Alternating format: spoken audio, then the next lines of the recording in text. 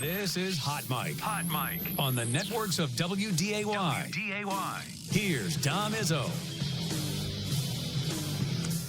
Welcome back, everybody. Hot Mike live on location. Bison Media Day 2024. Later today, we'll hear from head coach Tim Polasek, the coordinators, the players. You'll see it all live here on Extra and also on WDAY+. It's always great to see NDSU Athletic Director Matt Larsen to give a State of the Union as we get ready for a new college year. I was joking with you the other day here on first time of the Division I era. The Bison are practicing football in July. I know. Everything keeps getting earlier. It's August 1. It already feels like we've been back to work for a bit, but such is life now with the Division I calendar, right? It really is. I think that's just the world that we kind of live in right now, and especially as we continue to look at recruiting calendars and portals and just those things. We ended up not approving the signing day in June, but who knows what the future holds there. I think regardless, if you ask Coach Polasek, it really has changed what our summer looks like anyway. You think the amount of unofficial visits that we had in the month of June that we traditionally haven't had, and so it's just ramped up, and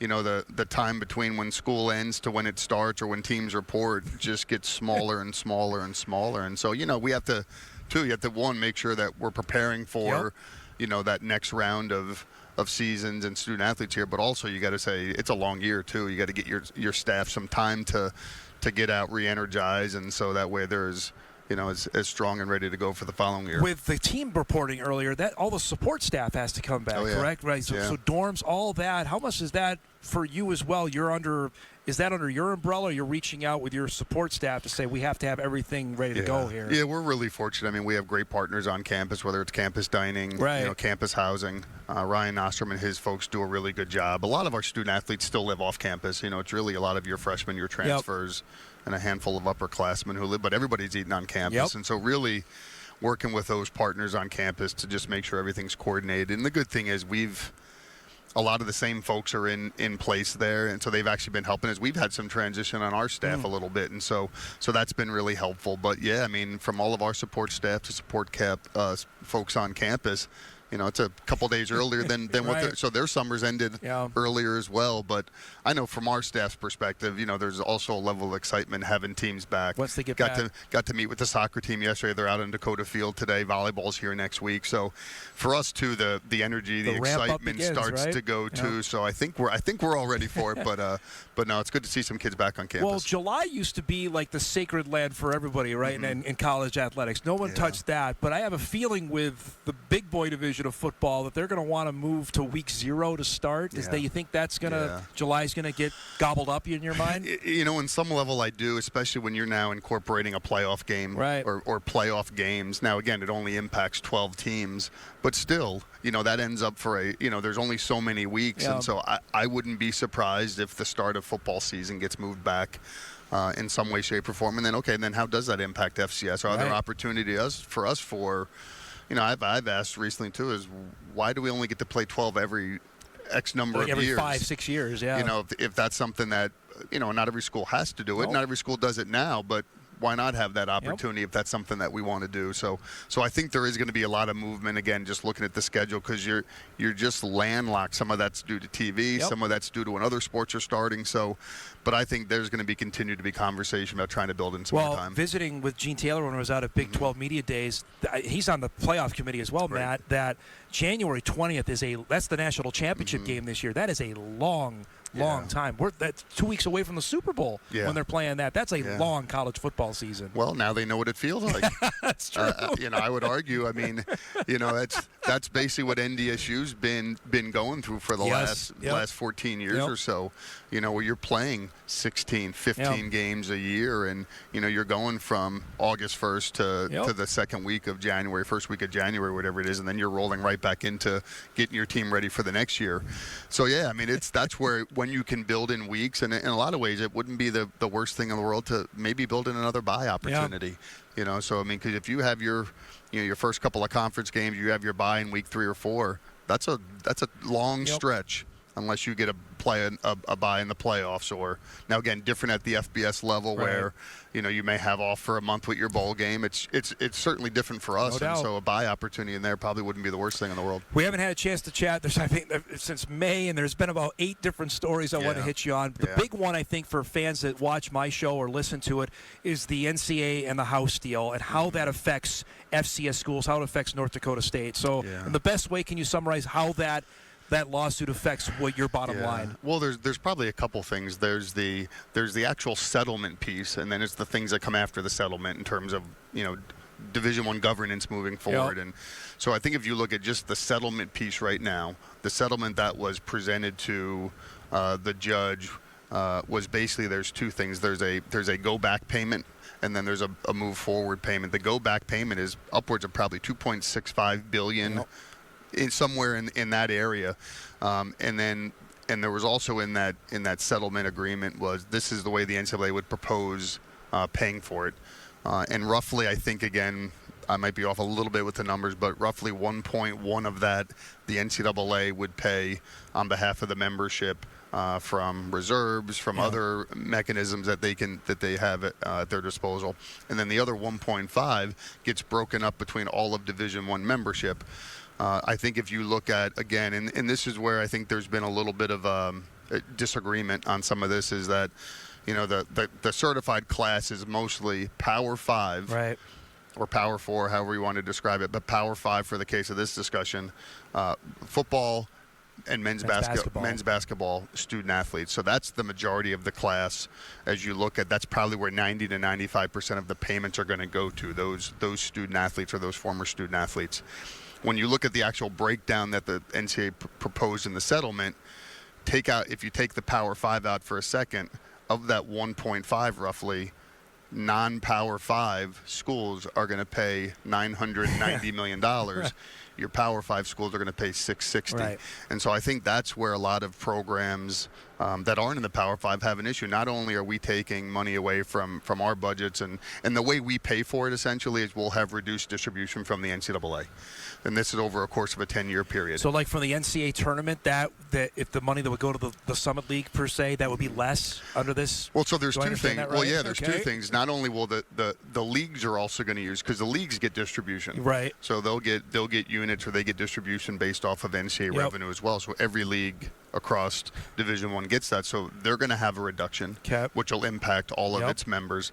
But then every member institution is also going to have a reduction in the financial support that they get. So it's a little bit of a double whammy there.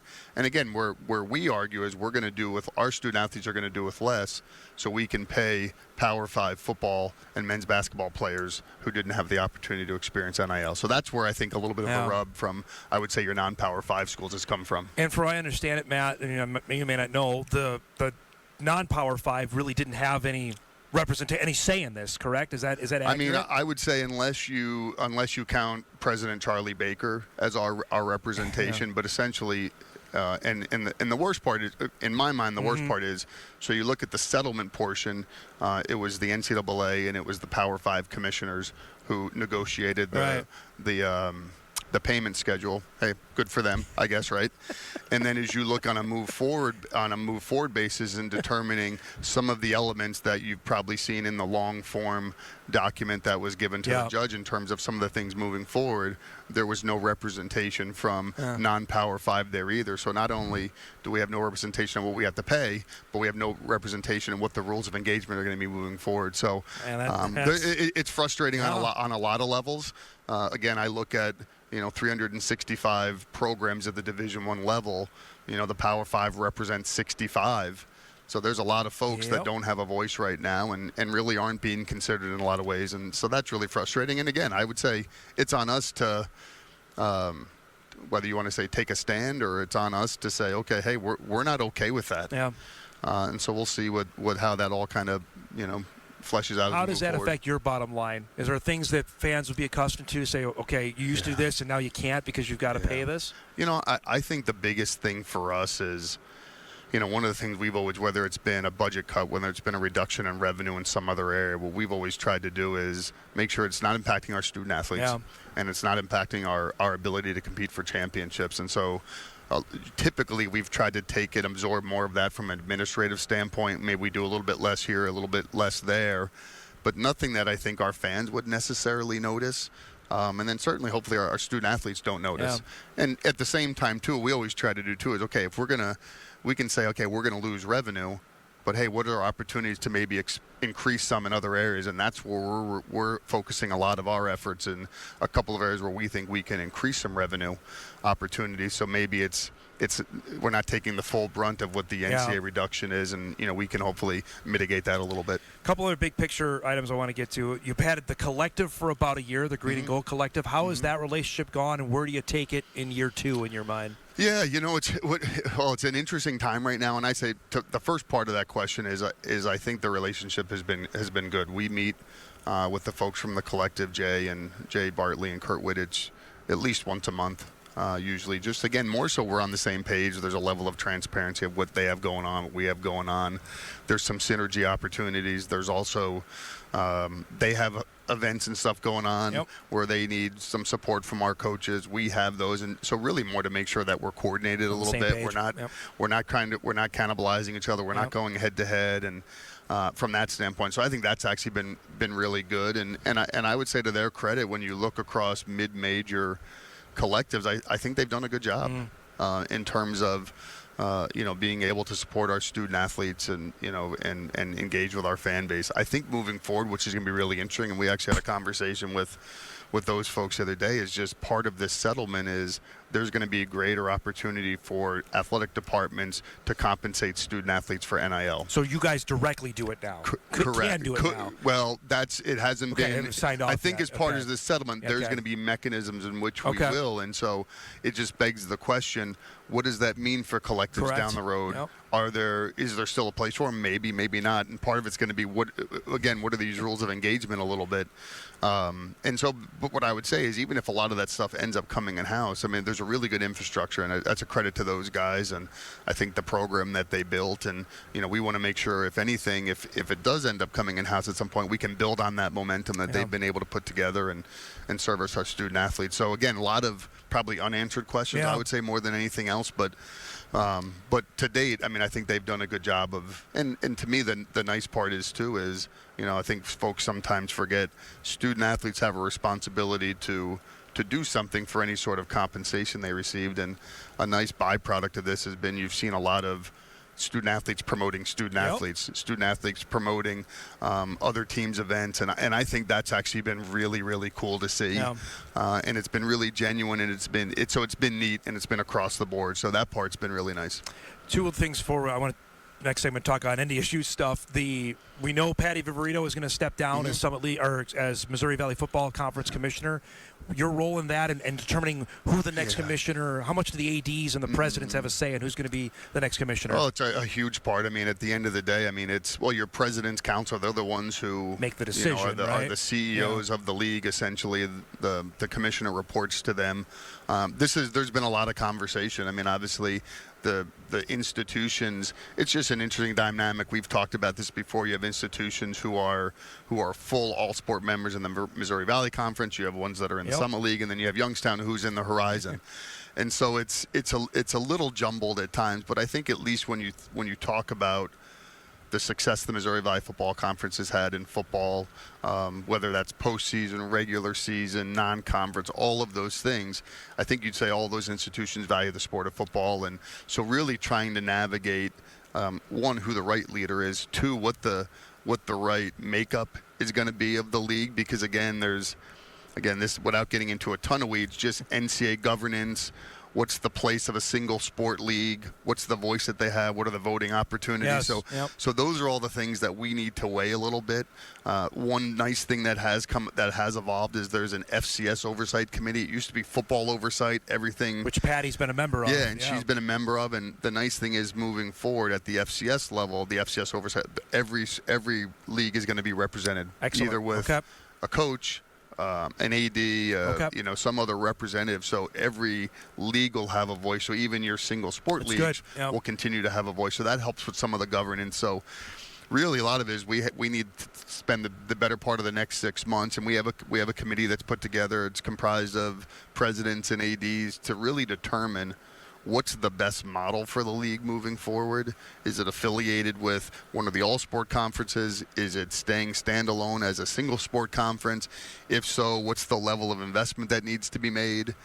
So those are all the things that we're talking about right now. And, again, building off really great success, how do we keep that momentum moving forward? Could you say, just for my understanding, Missouri Valley Football Conference under the Summit League umbrella? Is that what you're trying to say, like that? Well, I think what you would see is, regardless, it would still be separate operations. Okay. But I think if I go back to when I first was here, there was a stronger affiliation with the MVFC and the MVC in terms of day-to-day operations and some of those things. And probably 5 or so years ago, there was more of a split where it truly is standalone. The finances are standalone. Okay. The voting, some of those things are just different. Yep. And so I could see really where the value of being affiliated more closely with an all-sport conference is you have a seat at the table at all of the conference commissioner meetings. You have votes, all of those things. Football's being more regularly represented in an NCAA governance standpoint outside of just football-specific circumstances. And then there's an opportunity for that league to be able to invest in some of the things that, like we've talked about, marketing and promotions. Yes. Do we move towards an in-person media day to kick off the season? Yep. Just some of those things that, again, the commissioner role is really important too, but really as ADs and presidents, what do we want the league to look like moving forward? Correct. I have to ask you, have you got a phone call about possible conference realignment? I have not. Okay. Do you think it's, has it quelled for the minute now, or do you think we're a breath away from, Florida State and Clemson want to go and we're back in this whole thing again? Well, that's a pretty big. That's certainly. Because they keep threatening. Yeah, right? yeah. That's a heck of a thing. No, I mean, I to think see. that's one that everybody's kind of watching. Right. I would think, and again, unless something's imminent or pending or whatever it is, there's a lot of unanswered questions right now. You're talking roster limits, you're talking opt-ins, you're talking revenue share, you're talking increase of scholarship amounts. There's a lot of pieces right now. I would be surprised if there are any major movements or major shakeups at this point. Because again, particularly if you're a Group of 5 school right now, and you're looking at where the Power Fives are going to be required to be, they're going to be revenue sharing 22 million. Not a lot of Group of 5s has the opportunity to do that. Nope. So what does that look like for them on their campuses? Are they going to opt in certain sports? Well, if you do, now the roster cap has to go across all sports. So there's a lot of nuances. There's some framework right now, but there's still a lot of unanswered questions. So I would be shocked if there's major conference realignment moves right now. Now, 6 months, 8 months, 10 months after kind of the rules of engagement in place, then you might start to see a little bit more of that. Well, if your phone rings, you can go. Okay. If somebody calls. Yes, it actually was ringing while I was sitting here, but let's break. We come back. We'll talk about the excitement for the Colorado game and what fans can expect if they're going to Boulder. We'll do that on the other side of the break. Matt Larsen joining us here live. Bison Media Day. Hot Mic returns. We're back right after this.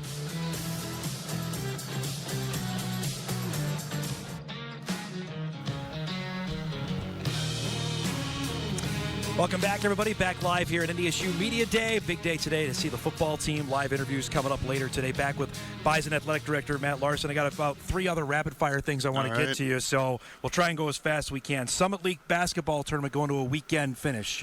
Big fan of that? Yeah, a huge fan. Okay. Huge fan. I think one of the things that, again, the Summit League tournament is phenomenal. I mean, it's been really good. We've had teams in the championship game a number of years. It's one of the best mid-major, really any basketball tournament at the college level.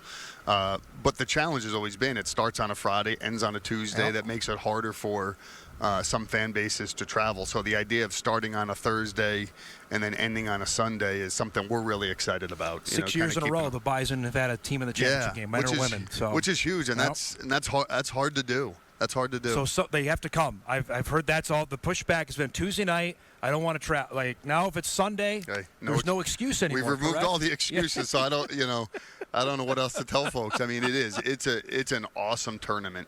It really is, and it'd be nice to see a little more green and yellow in there. Absolutely. It is. It's an Olympic year. Your next FBS game is the next Summer Olympics of 2028. Is there one percolating before that? Well, we're definitely. I mean, we, as we've said, we continue to have conversations. Todd and I actually just talked a little bit. We work really closely with Dave Brown of Gridiron. Dave's kind of the scheduling guru, and although he never seems to pick up the phone and call us about an FBS game, so I give him a hard time. But no, I mean, again, I've always said, like, it's a priority for us. It really is, and we literally call every FBS school that has an opening and a date where we have an opening to say, hey, what do you think? We'll come, and there haven't been a lot of yeses on the other end.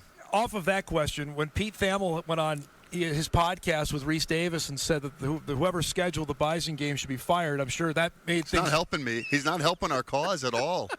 Because I asked him about that when we were in Las Vegas. He really isn't. Yeah. And because the tough part is, too, is like, I talked at practice the other day, like Pete's wired in. Yeah. I mean, he really is. And people, when he speaks, people respect it. So he's not helping us with this. But, yeah, I mean, it's all the things we've talked about. And it's too bad because, I mean, it's you look at this game coming up, our fans are really excited about it. We're going to have a great presence out there. Our guys are excited about it, just the opportunity to go out there and match up and see where we stand. And, and clearly there's buzz about it. Otherwise, we wouldn't be playing on national TV Thursday night, the kickoff to college football. And so ESPN recognizes it. And so that's the part and because those are the things we always sell to folks when we say, hey, if you'll play us, we're going to bring fans. We're going to sell tickets for you, unlike some other programs that'll go and they'll take the ones that they get for free and that's it. And we're going to have, I think, north of 7,500. Okay, that was my next question. So what do you fan turnout? What are you expecting for Boulder?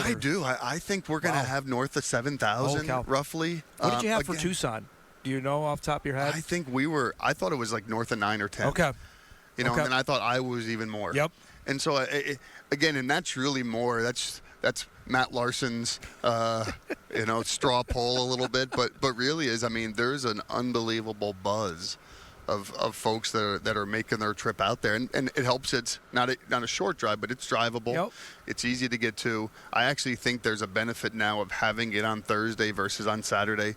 Folks could literally get out there, enjoy all the festivities, come back on a Friday or even Saturday morning, and you got Labor Day weekend, and so you kind of get the best of the both worlds. You get your last lake weekend in before the summer's over. So I think there's a lot of positive, but there's a lot of buzz. There's a lot of buzz. What do you have planned? What have you guys talked about for either? And I can talk with Langer about this as well, about for the fans that do go, what to expect when they get out there. Yeah, he'll definitely have some more details. I mean, so we're going to do Team Makers is doing an event on Wednesday. And Derek and a number of Team Maker folks are going out. I think they actually get out there on Tuesday, so they're going to be out there a couple of days earlier. But we'll do an event on Wednesday at a local brewery there. It's an inside-outside option, really cool venue. Emily Sumner on our Team Maker staff has done a really good job, and so we're going to start promoting that out to folks. And really, it's open to the public. Nice. Welcome folks to come out, and so that'll be Wednesday, the day before the game, and then Thursday. I know the foundation is doing some stuff at the Embassy Suites. I think the first maybe 350 folks are going to have the opportunity to go there, and so it might be an invite-only thing. But then also trying to work with some of the other venues there to say, okay, hey, where's a place that NDSU fans can go and congregate? And our fans don't need a ton of direction. I mean, they'll figure it out and make their own way. But if we can make it a little easier and say, hey, here's a couple of places that are going to be maybe Bison friendly, and send our folks there, certainly want to do that. How big of an alumni base do you have in Denver, Boulder, that area? It's funny actually when you look at all of our outside of North Dakota and Minnesota, those are obviously our two bigger spots. And Phoenix, I know, is a huge one. Phoenix, Southern California. Yep. Colorado is a pretty good sized one. It really is, and so we're going to try to tap into a lot of those folks as best we can, and then the combination of folks flying in from all over parts of the country and then driving or flying in from Fargo and Minnesota. So yeah, it's going to be a good contingent out there. To have that to catapult, I mean, the excitement around it. If you're able to win this game, what kind of buzz can that bring to the athletic department out of that? Yeah, it's huge buzz, especially when it's a nationally televised game and you're going to have eyeballs. I mean, there's so much excitement going into the start of college football season across the country anyway. People are watching every game that's on. And obviously it's a little polarizing out in Boulder anyway, and so people are going to, they're going to want to tune in and get eyeballs on that game. So, there's huge opportunities there. And then and then I think if you package that with I think the way we finished the end of last season and just finished really strong, have a lot of returners. Coach Polasek brings just a little bit of energy, I think, to the program, and we could probably talk all day about him and just the presence that he's had, not just back in the football program. I was going to ask you, and I don't mean to interrupt you, but that was one of the reasons you hired him. Yeah. I think there's a palpable excitement that's now there that maybe was lacking, and that's no shot to Matt Entz, but that was not there. Have you felt that? Have you seen that out on the road? There is, and like you said, I mean, it has nothing to do Matt Entz versus Tim Polasek. You know, sometimes change. It's just new. It's a new perspective. It's all those things, and I think Tim having been here 2 times before, he's served under 2 head coaches, Coach Bowl and Coach Kleiman, who different styles, but I think he learned a lot from both of them. He talks a lot about what he learned from Kirk Ferentz. But one of the things I think he took out of Coach Bowles' kind of playbook is just the importance of getting around the community, getting around the state, building relationships. One of the things, he said when we interviewed him, he's like, hey, Jill and I don't have kids. He's like, I'm going to be Bison football 24/7 all the time. And he truly has lived up to that in a lot of ways. And, this is a big job outside of the expectations on the field, but to be a PR person for the program, to be out there and building relationships, donors want to hear from him. So he's done a really, really good job of that. In addition to, all of his coaches were at every morning workout, building relationships with our student athletes and building those bonds and all the things that they did from the time he stepped on campus up until when they started practice on Monday. Last question for you. Have you felt a renewed energy from the fan base? Did you feel it needed it? That things were, we've talked about it, we've talked about ticket sales, we've done that ad nauseum, that there is a added jolt to the fan base for this upcoming year? I think so, and I think it's a some of the things we just talked about, the first FBS game in a couple of years, having Coach Polasek and his energy and just new perspective. We have a really, really good home schedule in my mind. I talked about before you came on. We have, you look at all the preseason polls, and again, we can argue what those mean, but players returning and we have a lot of players who've played a lot of football for us, but we also have some young guys who I know the staff's really excited about, and so there is absolutely some buzz. We are, and maybe on a later show, we can have either Cam Bastian, our director of marketing, come on and talk about some of the things you're going to see differently from a Bison game day, and I'm going to be at the City Commission meeting on Monday, and still trying to move the Fargo Dome, and that's a huge piece. And that'll be on the ballot for November. Is the hope on that? That's the hope, and that's a huge piece. And as the primary tenant of that building, a 30-year-old building, there are some things that need to be addressed. And again, not just for Bison football, but any patron who goes there, any event that goes there, and it's a jewel of our community. We need to upgrade it. Summit League going to get a 10th team anytime soon? I would say I wouldn't say imminent. But we actually look at this. We actually look at this a lot. We spend a lot of time in our meetings about membership.